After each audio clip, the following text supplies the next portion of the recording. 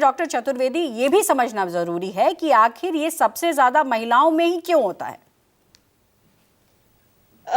क्यों कहना तो मुश्किल है। There are certain diseases, autoimmune diseases as such they are more common in women. सारे ही जिसको हम ले लें, सारे ही तरह की ऑटो इम्यून डिजीजेस विमेन में ज्यादा कॉमन होती है।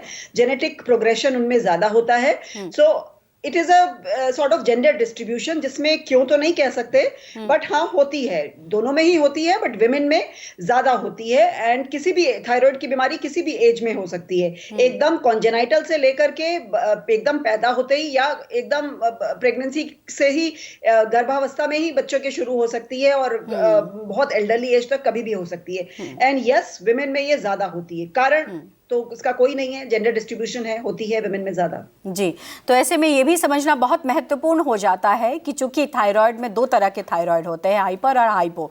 तो सबसे पहले हमें ये समझाइए कि किस तरीके से ये दो अलग बीमारियां होती हैं और इसमें किस तरीके के सिम्टम्स होते हैं। हाइपोथायरॉयडिज्म तो सबसे कॉमन बीमारी है। आपने देखा ही होगा कि जिसमें लोगों का वजन बढ़ने लगता है, बाल झड़ने लगते हैं, आलस होता है, पीठ में दर्द, पैरों में दर्द,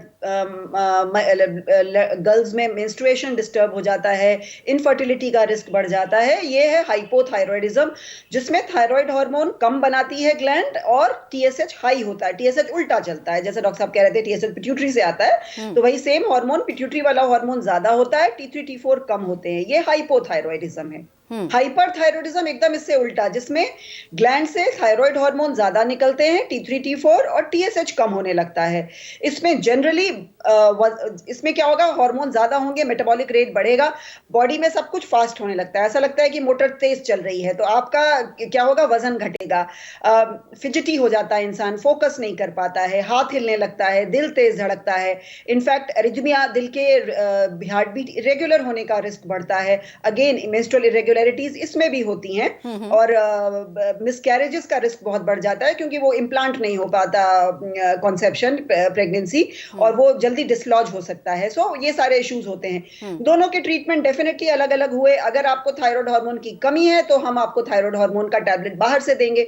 अगर आपका थायराइड हार्मोन ज्यादा बन रहा है तो हम ऐसी दवाएं देते हैं जो थायराइड हार्मोन के प्रोडक्शन को कम करें, या आपको रेडियो एक्टिव आयोडीन पिलाते हैं जो ग्लैंड को डैमेज करे, या ऑपरेट करते हैं। तो वो डिजीज के हिसाब से ट्रीटमेंट डिसाइड होता है।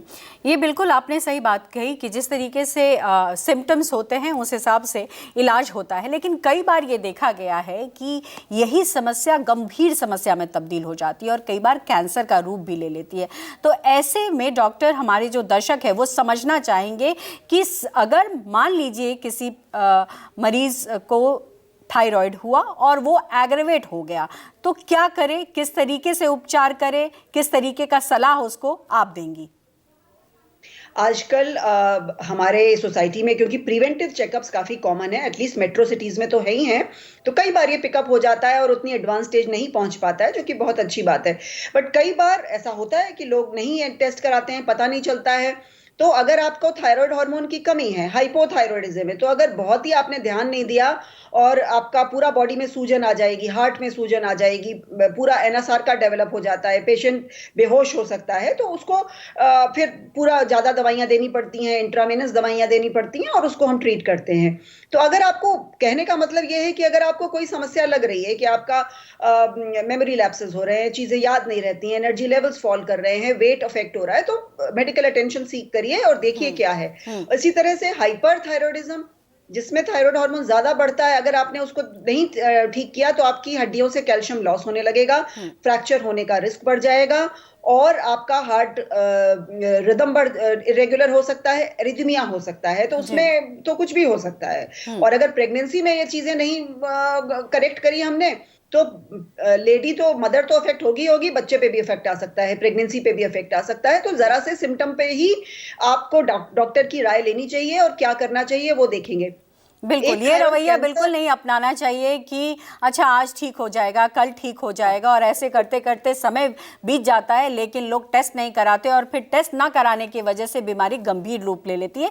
इसीलिए हमारी ये कोशिश है कि जो भी हमारे साथ एक्सपर्ट जुड़ते हैं उनके टिप्स हम आप तक पहुंचाते हैं, इसलिए ताकि आप समझें कि बीमारी को ऐसे लाइटली नहीं लेना है, इसको समझना है और उस हिसाब से उपचार कराना भी ज़रूरी है।